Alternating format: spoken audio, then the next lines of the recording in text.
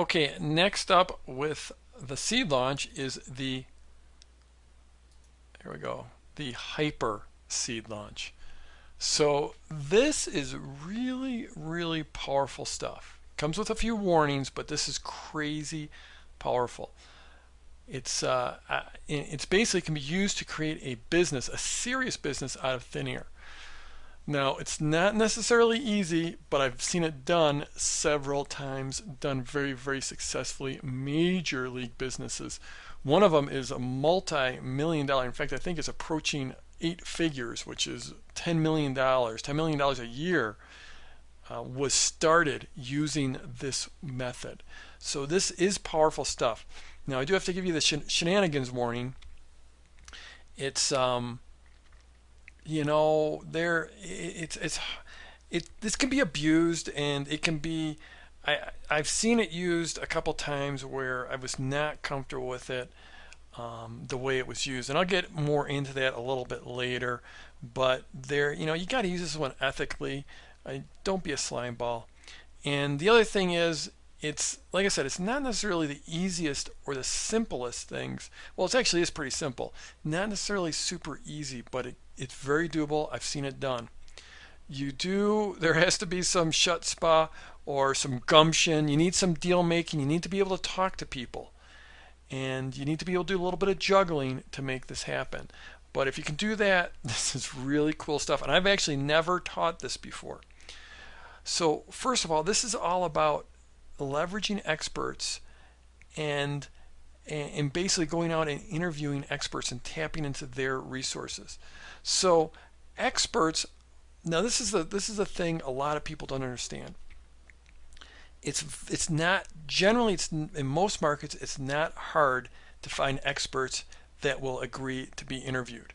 Even like people that have I'll tell you that the easiest is generally book authors. People that have published books are usually easy to line up to interview them, because really, I mean, a lot of us look up to book authors. We think they've got their book in Amazon, they got some hardcover or soft cover book out there, and they're amazing, like celebrities.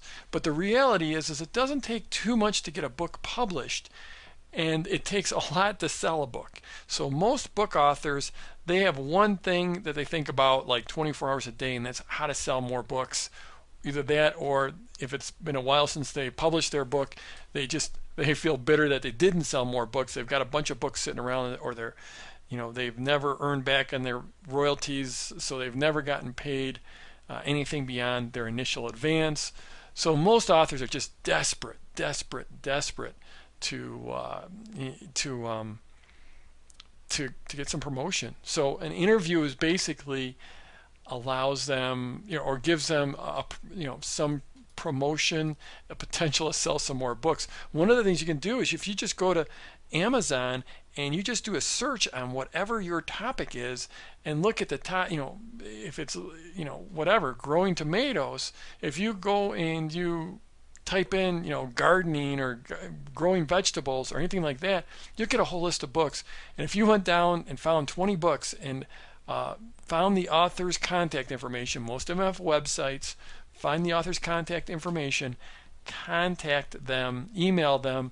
Most of them are going to be happy to be interviewed, because someone's only an expert if they have an audience. And if you have an audience, or the potential of an audience, they're interested in talking to you. Most experts in most markets that really aren't making much money at all. Now, there are exceptions like internet marketing. I get asked to be interviewed all the time. I just don't have the time to say yes to all the requests. So I've done plenty of these myself, where I've been interviewed.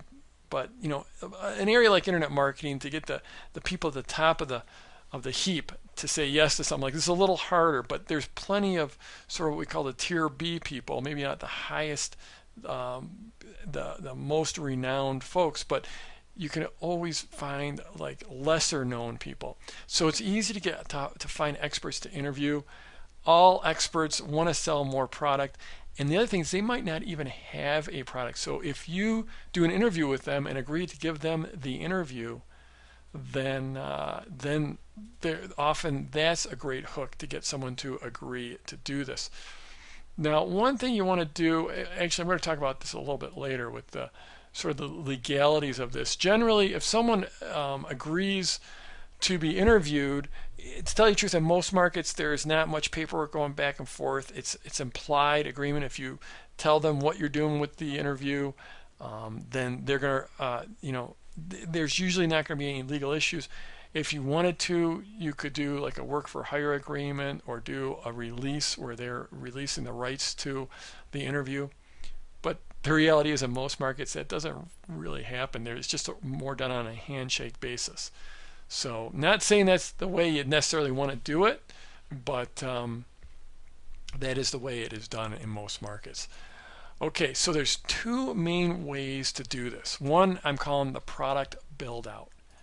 And in the product build out, the way you do this is you interview the experts, you record the interviews, you get the interviews transcribed, then you go back and you give the experts a copy of the recording and transcripts. That's just sort of where you're playing nice.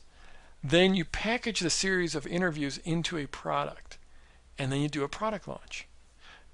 And so say you interviewed 6 experts, and now you have 6 audios, and maybe you interviewed them for 40 to 60 minutes each, and now you have a product. It's 6 hours with 6 experts, and if you wanted to, you could put an intro, you could put your notes, you get it transcribed, then you could add your notes in, your notes for each interview.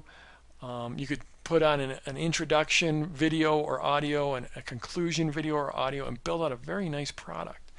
And all the real effort here is you've gone and identified the experts and you've interviewed them. Doesn't take much work. And a lot of times you can ask almost the same 6 questions, or I'm sorry, not 6 questions, but like the same. If you have 12 to 15 questions, that will more than take up an hour. In fact, most of the time, 6 or 8 questions will take up an hour with if you've got a good expert. So you just come up with a number of questions. Of course, you could go to your list, no matter how big or small, and tell them you're going to be doing these interviews and ask them what they would like you to ask the expert. And so the way I've got this laid out, you're actually doing these calls and these interviews with the expert, and you're recording them ahead of time. You're not doing them as teleseminars or webinars. It's generally much less stress that way. If the expert knows that it's just a recorded interview, they're not doing it in front of a live audience, then it usually relaxes them because you can always go back and make changes and edit them. Alternatively, you could do them as teleseminars or even webinars. It's your choice, but it's usually easier to just record them ahead of time. Lots of different ways to do this. I've actually recently recorded them on Skype. You could actually, the best is not to get too technical, but if you do it on Skype and you both record your side of the conversation, and then you basically put the two of them together and in some audio editing software. I don't want to get too in-depth into that. Another way you can do this is just get a bridge line, which is what you would use for a webinar, for a teleseminar. Get the bridge line and just, it's just the two of you on it, but most of them have a record function, so you can record that way. Alternatively, you could get together. If you can travel, if there isn't travel involved, if you live in the same city, you could just sit down with each other and and record it using any type of a recording device.